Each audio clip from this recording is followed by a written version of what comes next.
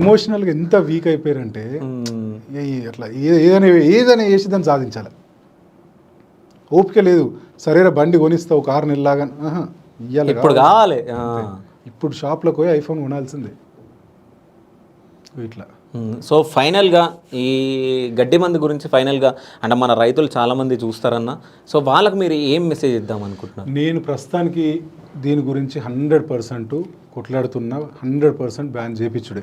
ఎందుకంటే నేను ఏదైనా పని ముందర పెట్టుకున్నా అంటే దానిలో ఖచ్చితంగా జెన్యూనిటీ ఉంది, నెంబర్స్ ఉన్నాయి. నేను చెప్పిన దానికంటే ఇంకొంచెం ఎక్కువనే ఉంటుంది కానీ తక్కువ అయితే ఉండదు. నేను ఇంకా తక్కువనే చెప్తున్నా. సో దీని గురించి ఖచ్చితంగా నా సైడ్ నుంచి నేను ప్రయత్నం చేస్తా.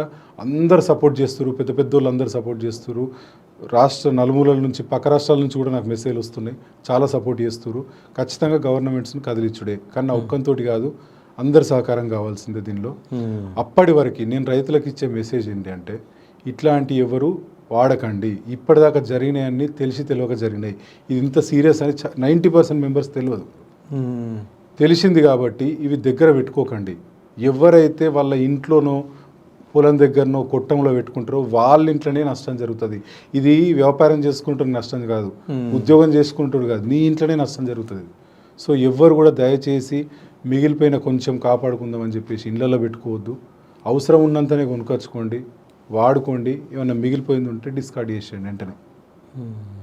సో ఖచ్చితంగా బ్రదర్, థ్యాంక్ యూ నాకు ఈ అవకాశం ఇచ్చినందుకు. మీ అందరు సపోర్ట్ కావాలా. అందరు కదులుతూనే నేను యాక్చువల్గా కొన్ని ఆఫ్ ద రికార్డ్ సరే అంటే పేర్లు తీయకుండా చెప్పగలుగుతా.